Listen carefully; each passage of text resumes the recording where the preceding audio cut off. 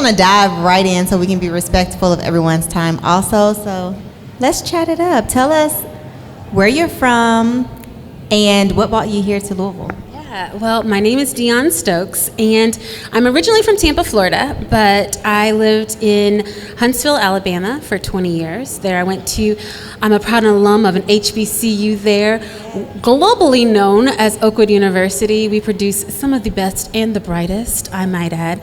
And in 2014, my husband's job relocated us here to Louisville. And it came at a great time in both of our lives to just do a nice relocation. So I still say I'm new to Louisville because, I don't know, I get jaded by time. But I'm like, 2014 was a long time ago. So I live here now. For sure. Yes, I would call you a resident. Yeah, definitely. For sure. So you're a multi-time founder. What was your first introduction into entrepreneurship? So I was a bartender for many years, and I knew that once I graduated from college, I wanted to get right into corporate, and that was my whole dream. I was like, I'm gonna get me a good job, and I'm gonna have me this and da-da-da-da-da-da, and I went to work for Enterprise. So they have this introductory program where you go and you rent cars. And if anyone's done that before, you have my heart, because it's the hardest job in the world. And after about 3 months, I moved up pretty quickly, but after 6 months, I was like, I'm not going to do this, and I took the first step into entrepreneurship, and so I say that I started my professional journey in politics, but I did have a very short stint in corporate America, but I never looked back. It was 6 months. I was 24, 5-ish. And ever since then, I've been working as an entrepreneur. So very first step was in politics, and I worked for a gentleman named Parker Griffith, and he was running for mayor at the time, and that was my first taste of failure. And I also never looked back from that either. So let's talk about that, because that's a perfect pivot into the failure report, one of your many ventures. Let's talk about that. So how was that your first taste of failure, and what did you learn from that? Goodness. So he was an oncologist, Dr. Parker Griffith was at the time, and he was running for mayor, and I was excited to just be on the team as a strategist. And again, it's so weird. I hate to say it, I quickly moved up, but I did in the steps that they have there, and I became his campaign manager. And within 3 months of me becoming the campaign manager, we were doing all this big strategy and this big, campaign happening and all of these things, and he lost, like big time. And he had all the money, he had all the reason to win, all the cards were stacked in his favor, and I was absolutely crushed. Like, I didn't know how to handle it. I felt like all eyes were going to be on me. I felt like everyone was going to blame me for the fact that he didn't do as well as expected. And here he is, like this big time doctor that saves lives and has poured so much money into my small team, believed in me, believed in the work, believed in building this city. And I couldn't get out of bed the next day. And it was that first time that I felt those feelings, because up until then I just won. Went to college, won, decided to do this, I won. I moved up quickly, I win. I started here as a volunteer, won. Now I'm the campaign manager. I mean, like, I'm unstoppable until you're stopped. Yeah. And, we're in Louisville. So I love a quote by Muhammad Ali that says, if you're not, and this is not a direct quote, but if you're not expecting to get smacked in the mouth, then you're not ready for a fight. Because if you're not looking for the punch, when the punch hits you, you're not going to know what happened. Right. And that was my first taste of real failure, and it was one of those really humbling moments because, humbling for a few reasons, because when I finally did go out of the house, nobody cared that I had failed. Nobody knew me. It wasn't that important. And then the amazing part of it is that there was another opportunity, and now he's a U.S. Senator, and I got to help him to move to that position. And so, I talk about failures happening for our good, and we think failures happen to us, but they happen for us. We don't know it, we can't see it, and I can feel those emotions right now just talking about how bad I felt for feeling like I let him down and let that city down and let the constituents that voted for him down. And it was an opportunity, just simply 2 years later, for him to become a senator. And again, you didn't know it then. But if he had never taken that loss, he'd have just been the mayor. Right. Sometimes he fails because it's preparation for something bigger. So keeping that in mind. So let's talk about the failure report. What inspired you to start the failure report? I was a few things, but one thing that put the seed inside of me was going to networking events. And I was new here to Louisville, and I would go to networking events, and everyone would be like, yeah, I just exited at 14 million, and yeah, I just started ... And the circle's coming around, and it's getting tighter and tighter, and they're about to ask me, like, how things are going. And I had just had a really bad day, as most days are as a founder. There's something that happens. And she looked at me and was like, so what do you do? And I was like, well, today I am a professional failure. And I was like, I'm joking. I'm just joking, And I tried to make light of it, but I didn't have anything to say. I didn't want to tell you what I did. I didn't care about my company. I just didn't. I was like, this is dumb. Everybody sat here and lied. Everybody lied. Everybody said it was good. Everybody said they were having a great day. Everybody said that they're making all this money and ... You're not. You're a founder? How many employees do you have? You have 6 employees. You're telling me that today, yesterday, and the day before that was great? I doubt it. And I just was tired of the lie. And I wanted to just get honest and have real conversations about being a founder. And at that time, I had a lot of individuals that were coming underneath me because now I'm a woman of a certain age. I've lived a little while. And so I had individuals asking, how did you do it? And what did you do? And how do I create this? And I didn't want to lie to them. And I was finding myself painting everything as this like crystal stairs. And I'm like, every step has a crack in it, baby. You got to be willing to fall in it and crawl out in order to get where you want to go. And so it was the desire to have honest and healthy and transparent and fundamental conversations on what it meant to be a founder that really drove me to start something that was severely unpopular, like the failure report. I love that. I love talking about failure. I fail all the time, and I am not good at pretending. So I am that person who, when it gets to me, I'm like, today sucks, next person. You don't have to ask me any other questions. We're just going to be honest here and keep it moving. So I need my notes for this one. So let's see. You've interviewed a lot of great people on the podcast. So we have From the Olympics to Jail with Super Chef Darnell Ferguson. We have Homelessness to Investor with VC and founder of Backstage Capital, Arlen Hamilton, and so many more. So this is going to be hard. But what is one of your favorite gems that someone has dropped on the podcast about failure that comes to your mind?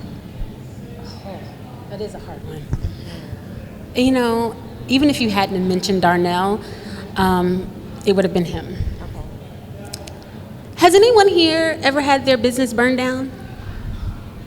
Literally, with fire, like a fire, burn it down. To sit across from this man and to see the adversity and the triumph and the success and to be so young and tenacious was just inspiring. And he was my very first interview, and he just set such a high precedent for what it meant to be a professional failure.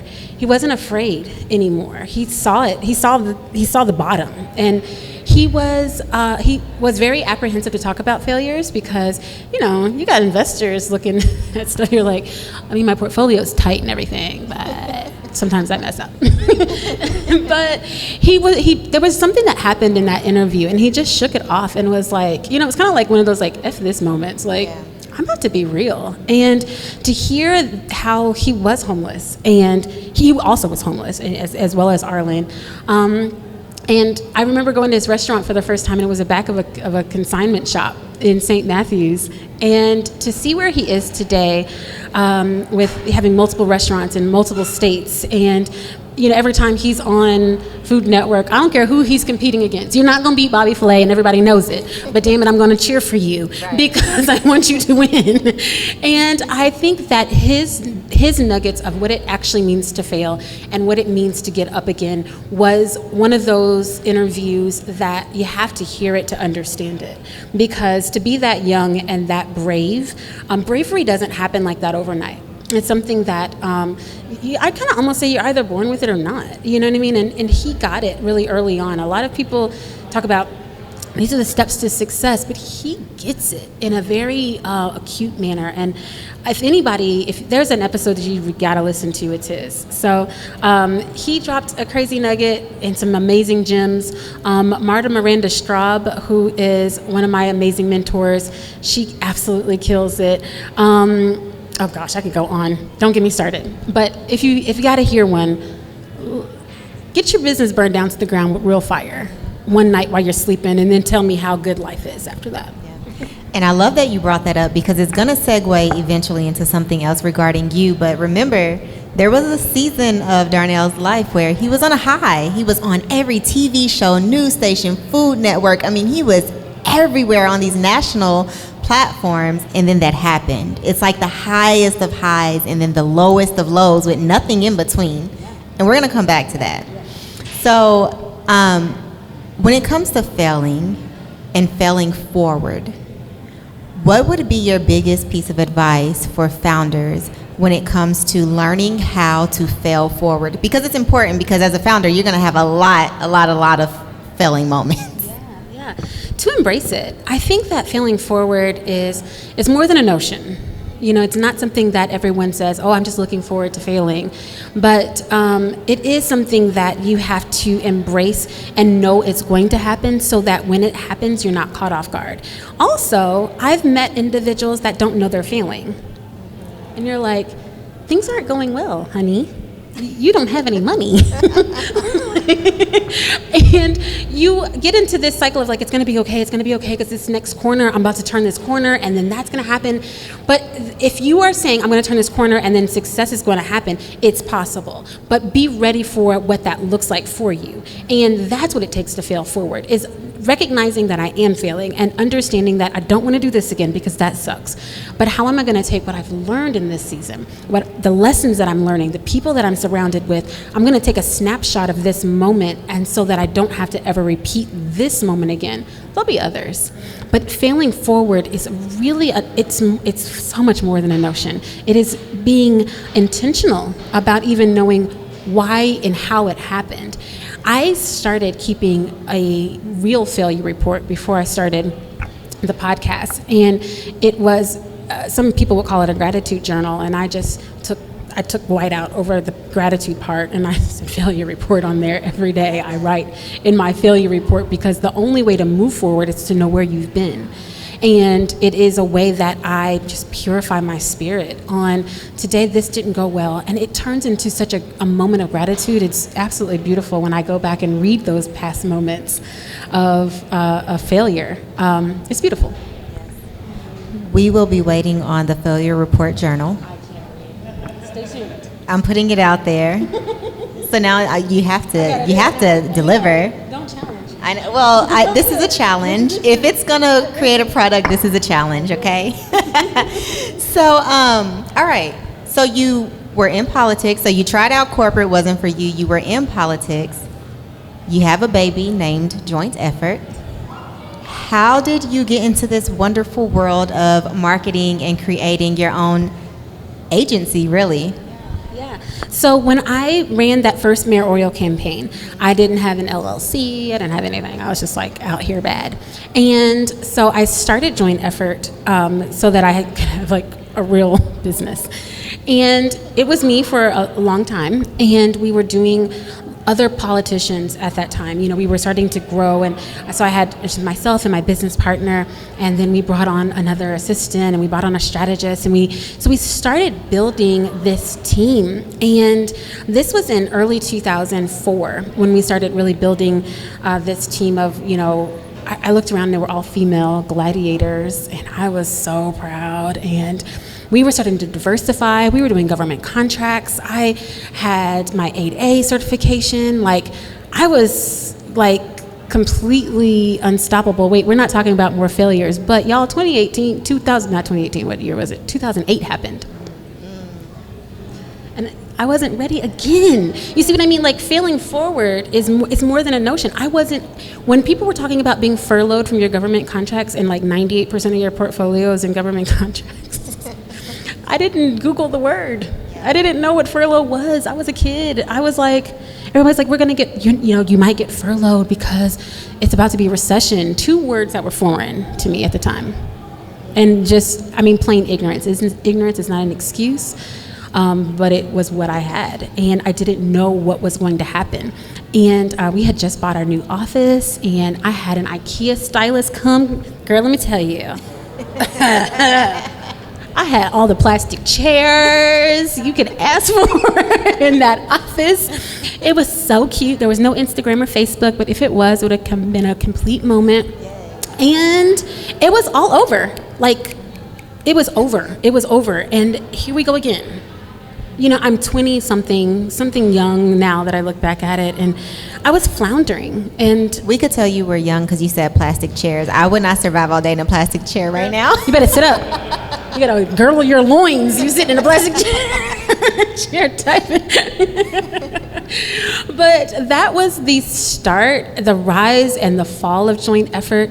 And then we figured it out again. We started working in restaurants. I worked in restaurants for so long. I have a passion for the hospitality industry. So we got back into that arena, and things were doing really well. And in 2014, the day my husband got the opportunity to move here to this city, I sold Joint Effort PR and marketing firm for $1 to my business partner, and I walked away because when I tell you I was tired, I didn't want to do it anymore. And there's that point where no one told me that I was failing too much for like mental health purposes. And I didn't have that network of people.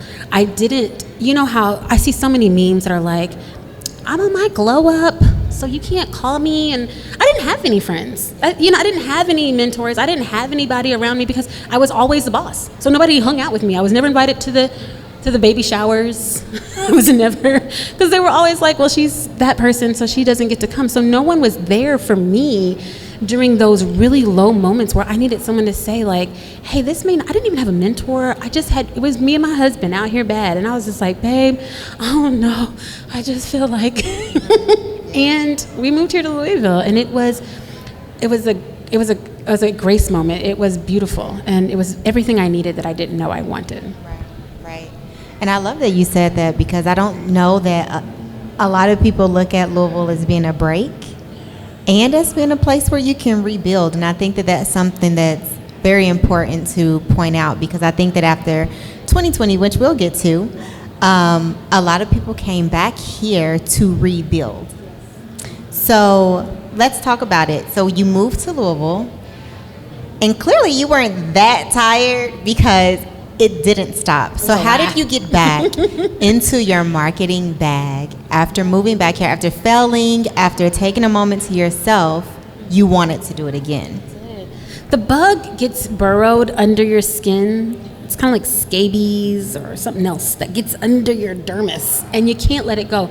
I worked for a nonprofit for a while as a contractor, and I absolutely love the work that I did with them.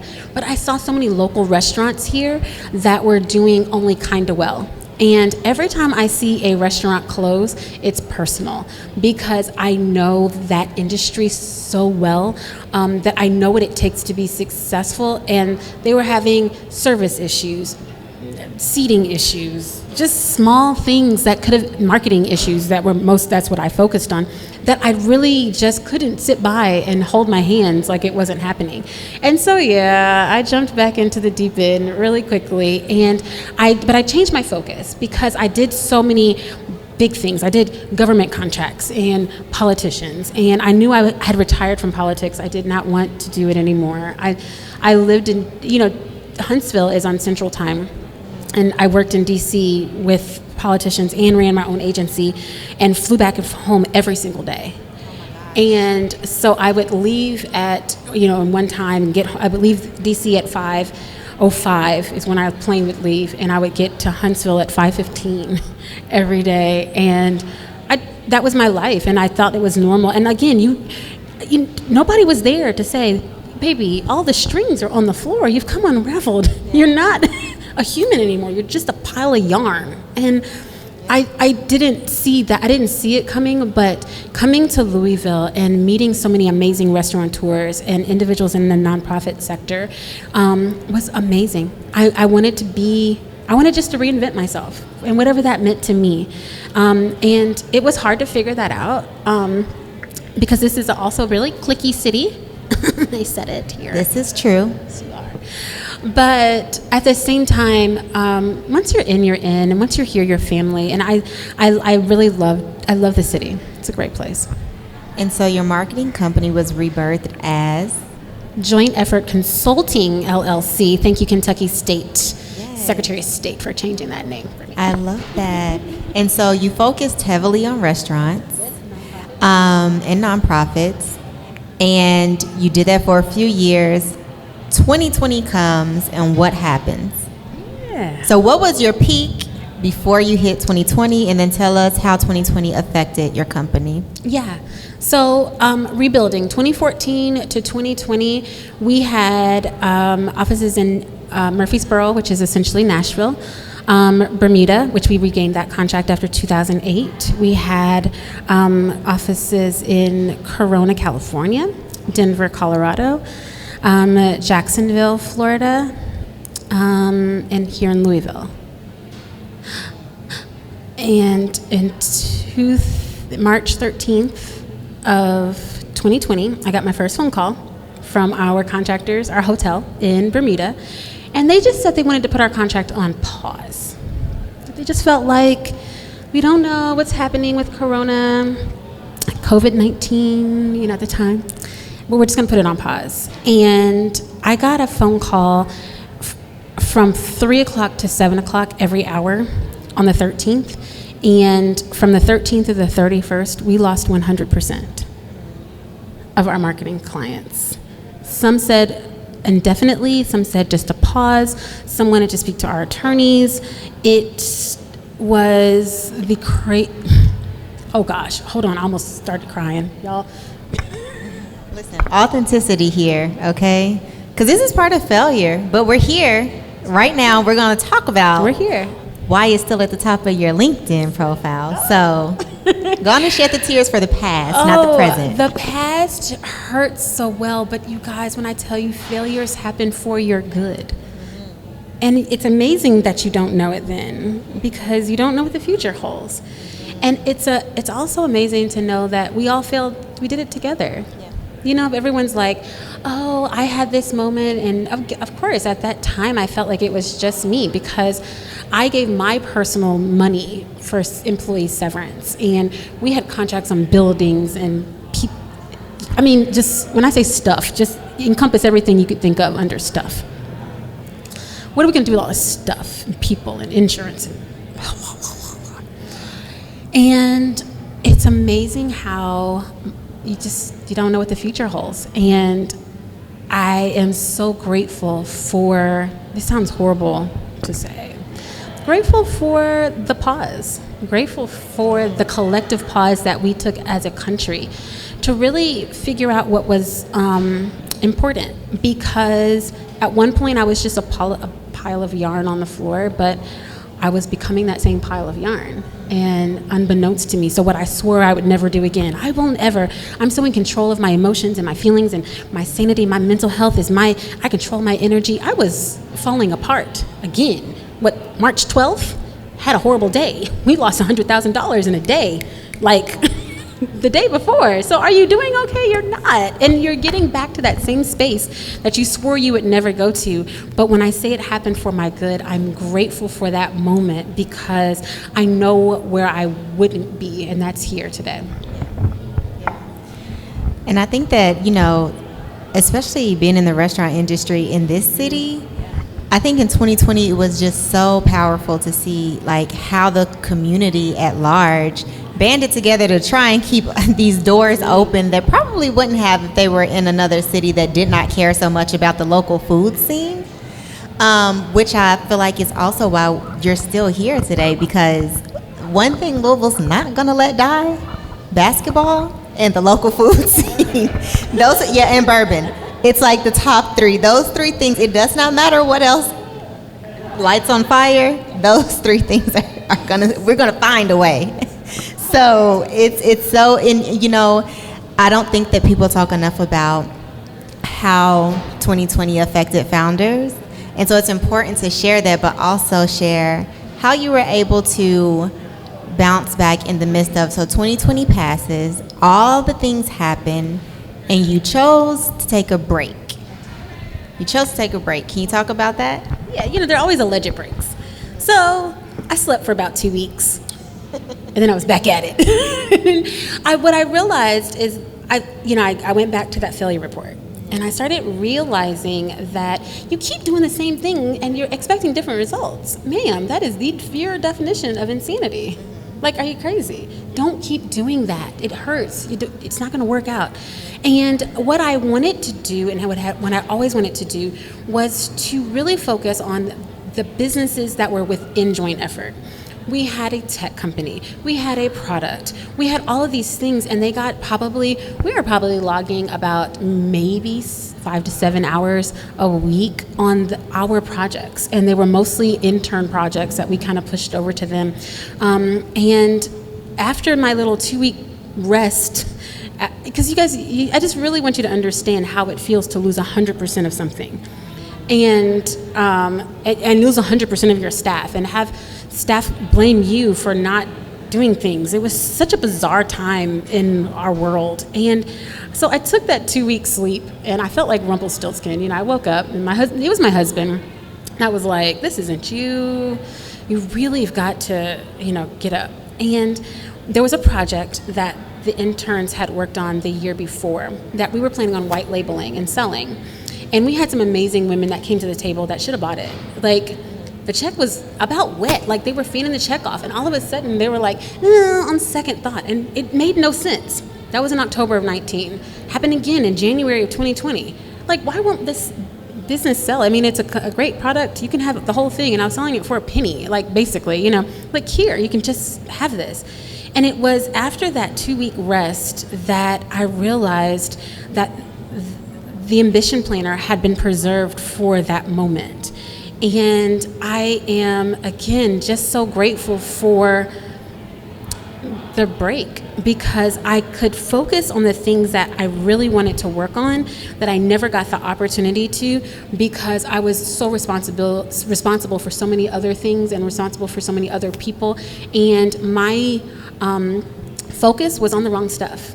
Like, I really started realizing, like, your focus is on dollars and cents and people and a team and a this. And I really started figuring out what I wanted to do. And so I finally realized, like, I'm a founder for me. Like, I don't need the title. I don't need to be in a tech magazine. You guys are living for that magazine article. Listen, what are your priorities? Where do they lie? What does that mean? What does it mean to you? And it means a lot, and not to belittle the opportunity to be written up, but what does that actually mean to who you are? If you're living for that moment, then that's it for you. But what does it mean for you going forward? And so now I'm living in a different truth and passion, and it's absolutely breathtaking. I love every single day of it.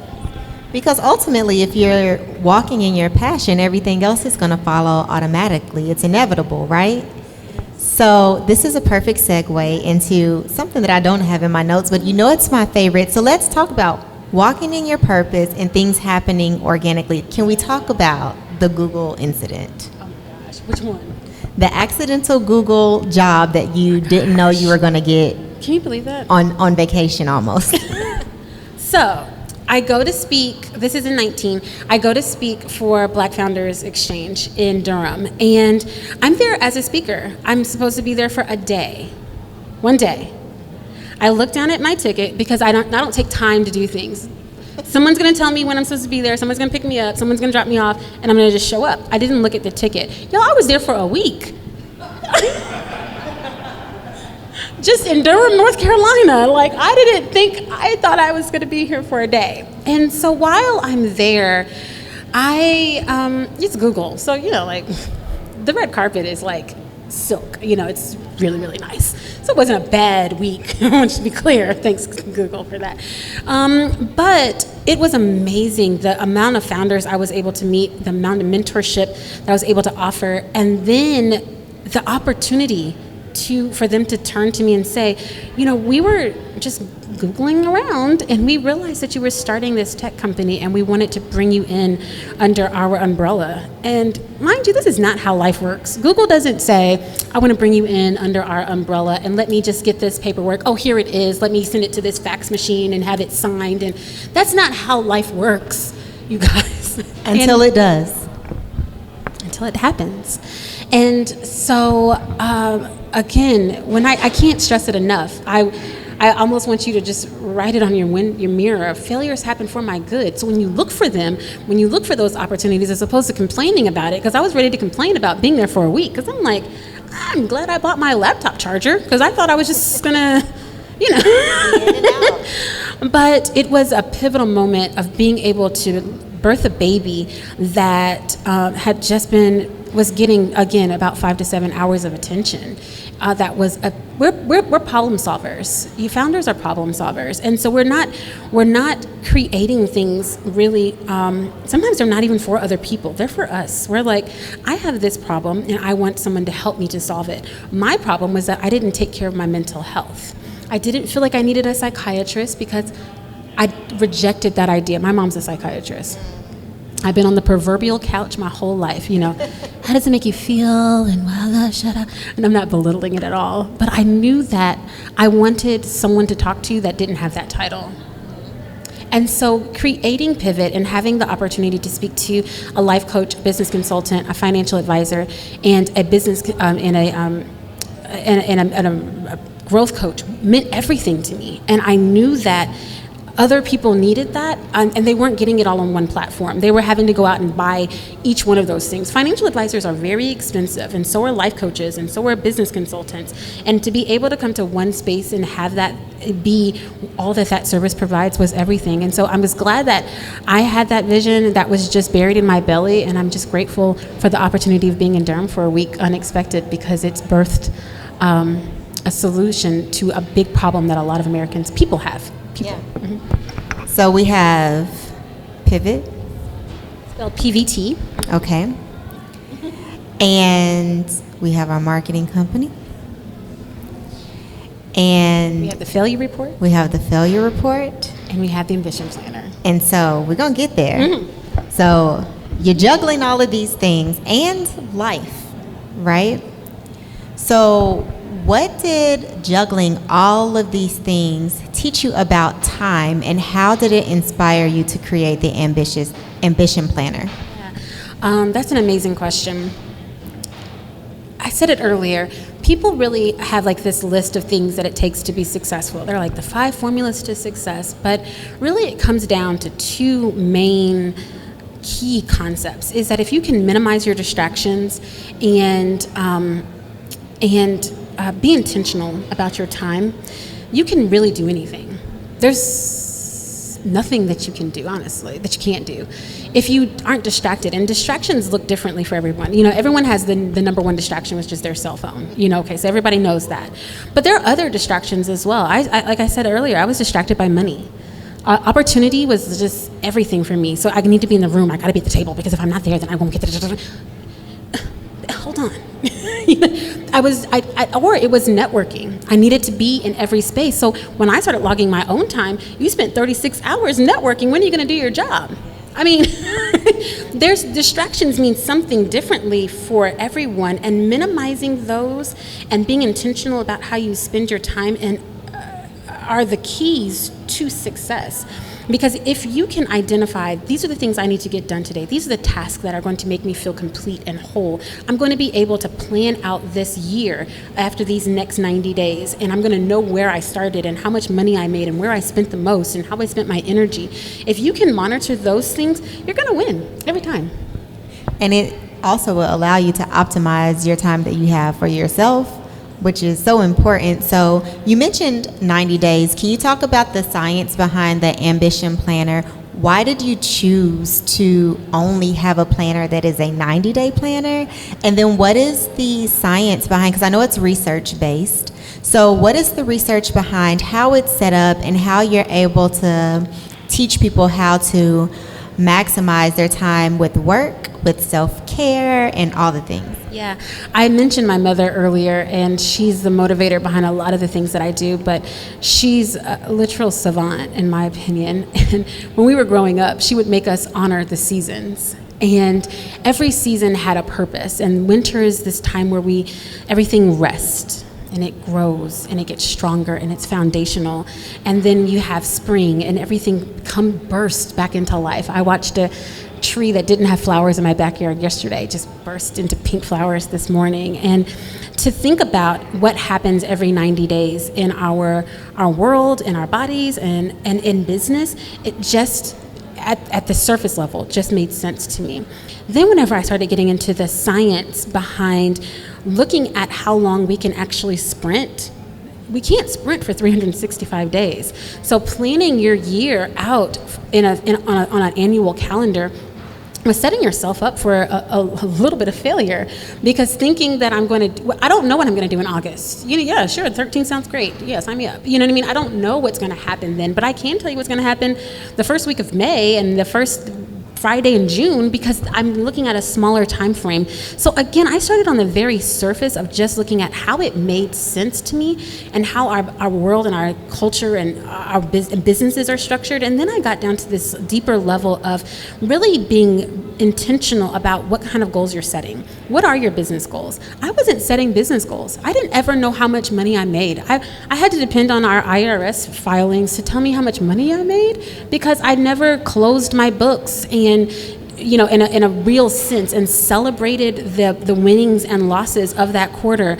I didn't have any milestones that I wasn't looking forward to anything. I realized that we were just going through this race, and I didn't want everybody else to feel that pain. And if you are intentional about your time, you're intentional about your mental health, and schedule your time, you are going to be successful. It is absolutely inevitable. So I created the Ambition Planner for women to help us to focus and just get real deep into what we wanted to achieve. Yeah, I love that. And so you can buy refillable pages, so you can do the next 90 days and the next. You can just buy another planner. We don't do refillable pages. We do a full planner. So most of our girls buy 4 at a time. Okay. They want to go ahead and have their year ready.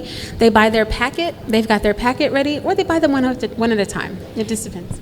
And what's the best way to hold yourself accountable to doing that, right? So a lot of us buy planners or have calendars, Google calendars, all the calendars that we're trying to sync together and all the things, and we're saying we're planning self-care, and then the day comes. I tweeted today that I was having a really hard time scheduling a massage because I'm so overwhelmed with work that I just don't even want to look at my calendar.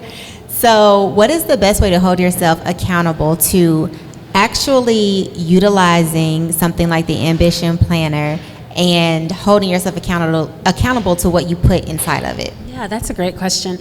We went really deep and wide in the planner so that you could find yourself in there. So if self-care is something that's important to you, you're going to pick it up and you're going to acknowledge it, because that's something that you're looking forward to. We're doing weekly check-ins are traditionally everyone's good time to see, like, I actually killed this week. I stayed focused on my goals. I knew what I had to do. And sometimes you don't have an accountability partner. Everybody wants an accountability partner. And, I'm an accountability partner that gives a lot of grace, because I'm like, well, you didn't do it this time. That's okay, girl. Next time you got it. Da, da, da, da, da. But when you look at that planner and it's just not done, there is no grace. It's black and white. There's no gray in between. And so having a productivity partner that explain it, you've written it. This is your words. These are my goals that I want to accomplish in the next 30 days. I've been trying to lose 15 pounds for so long. But the moment that I said every single week I'm going to check in on this, if I'm going to lose 15 pounds, that's 5 pounds a month. We got some weight winners over here. Y'all some weight winners. I'm pointing at you. Weight winners here. It's 5 pounds at a time. So if I say this month I'm going to lose 5 pounds, that sounds like a little bit of weight. But when I check in that week and I've not lost a pound, now I got to lose 5 pounds in 3 weeks. Now things just get real. But now what do I need to do to get there? So now I'm just taking that goal and I'm squeezing it into a realistic time frame that it actually is more obtainable and it's going to you're closer to actually seeing how it's going to happen. And it spreads across anything. I believe in always creating a wellness or a healthcare goal, but it's for business owners. The planner is for business entrepreneurs and professionals because again, we don't set goals for ourselves. We just are, I'm living and I'm grinding, I'm on this grind. What do you want to do? What does it look like? And when are you going to stop and celebrate the win or the loss that you achieved there? I love that because you get so caught up in the rat race that sometimes you forget about the win because the small wins aren't your ultimate win, so you forget to celebrate them even though they push you towards that. So I love that. So you've done all this research, you've created the planner, you're a multi-time founder, so time is very precious to you. What is the number one thing that you have learned about time throughout all of this? That it is the most squandered of our personal resources. We give it so freely. Everybody can get some of it, and it's the one thing that you just can't get back. You can't buy it again. And I believe in taking time and being present.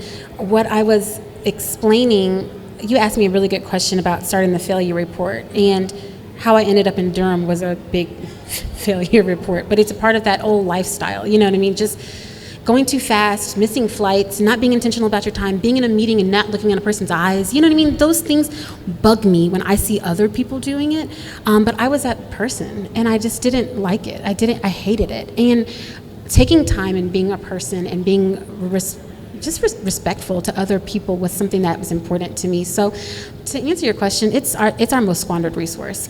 And it's precious, it's not renewable, you can't do it again.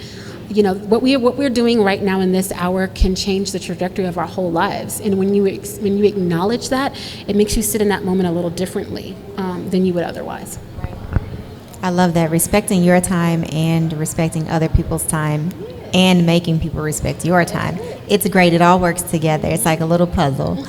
So what's next for you? You have the failure report, you have Pivot, you have the ambition planner. What is next for you? What do you want for yourself in the next 6 months? Yeah, I don't know. I love that. I love that answer. I don't know. It's just whatever I'm open to whatever God wants me to do. I've not listened to God so much. That's like been my thing. Like, oh, that's gonna be too hard. I don't want to do that right now, or I don't feel like it, or I don't have the money, or I don't have the time, or I'm really in this new season. I'm ready to listen. So I can tell you what I'm doing next week according to my planner, but after that, I don't know. It's gonna be a surprise. I love that. That is my number one answer. I recently bought artwork from my bedroom and it says, let life flow. Because I'm like, I don't know, y'all. I'm not a planner. I just kind of let life guide me and I'm just going with the flow. I love that answer, and it's such an authentic answer. And I think that in society, sometimes we miss doing that. So I love that. So to respect everyone's time, we're going to start wrapping it up with something that I did not tell you we were doing. So there's the rapid fire question. So everyone that we interview, we hit them with just these really quick, fun questions typically, okay? So are you ready? I'm ready. I love this stuff. Okay. Gosh. Question number one. If you could be any topping on a burger, what would you be and why? Gorgonzola, because either you like me or you don't. I love that. I don't know. I love that. All right. Coffee or tea? Coffee all day, baby. I had a cup before I got out. It's in the car. Yes. Heels or flats? Heels. Heels. Why? I'm going to wear my Achilles out. I'm always going to be in heels. I'm 5'3". I love that. So I had my great grandmother who passed away at 102. She, which was from Alabama, maybe it's an Alabama thing, I don't know. But I remember she moved here at 99, and we were going somewhere, and my granddad was like, oh, like, put your flats on. And she said, I can barely walk if I don't have heels on. So you're going to be her. I love that. Okay, so favorite show that you recently binged? Like TV show or movie? You know, favorite show. Weird. It has to be a show with episodes. Oh, Monk. I don't know. I'm redoing him, and some reason before I go to sleep at night, I watch a good dose of Adrian Monk. Sorry, that's so embarrassing. I love that. What's your go-to song that you listen to whenever you need a reminder that you are that girl? You know there's the That Girl movement these days. After Sha'Carri, there's the That Girl movement. What is the song that you listen to when you need a reminder that you are that girl? That one, you know what? I may have to come back to that question. The songs are going through my mind like this, like, you got me looking so crazy, my baby. Okay, Beyonce. Beyonce is always a great choice. Beyonce, you can never go wrong. You can't go wrong with that. Ever. All right, so what's the most valuable thing that you've learned about time, aside from what you shared lastly? That I've learned about time is that it's precious. I've lost so many people due to COVID. We all have. We all know someone that's been affected. And I'm just living this life until I don't anymore. And so every moment's precious. Every time I get an opportunity to do this, I want to take full advantage of it and to just enjoy the downtime. Things don't work out, it's okay. It's okay. What kind of music do you work to? Again, either I do lo-fi or classical. You know, I started studying way too much stuff for the Ambition Planner, and I got really deep on music. And there's something about a 4/4 beat in classical music that just keeps you really on cue. I love that. And I'm a musician, so I couldn't. Sorry, I'm directing right now in my mind. I'm like, sorry. I love that. Okay, last question. Make it a good one. Okay. What is your favorite local restaurant?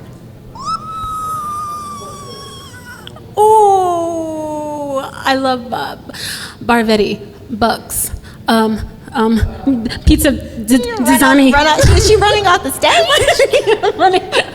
1020, shout out. Y'all got some great pizza going on.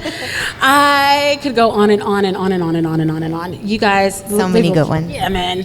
I went to Post not too long ago. My husband's a pizza person, so sorry about the Post. Yeah, Post is great. You can go high, you can go low, because I'll eat at Burger Boy. 3 o'clock in the morning, like nobody's business. I love that. Well, thank you so much for joining us today. Thank you for dropping all the gems on us. And we all look forward. Oh, do you? I do. You know, we talked a lot about ambition and a lot about planning, and I couldn't let the opportunity go by because you have, you know, just in talking with you about today, all the ventures that you have in Elephant in the Room and all of the things that you're doing, you're going to need that. So I know you're not a planner and you're letting things flow, but let it flow through that paper and make you great, sis. Listen, I love this. Absolutely. I'm only going to August, and the only reason I'm going to August is because I know that that's my next time that I'm going to be interviewing someone for Startup Grind. After that, I don't know what I'm doing. Aw, thank you so much. I really appreciate it. Thank you. Thank y'all.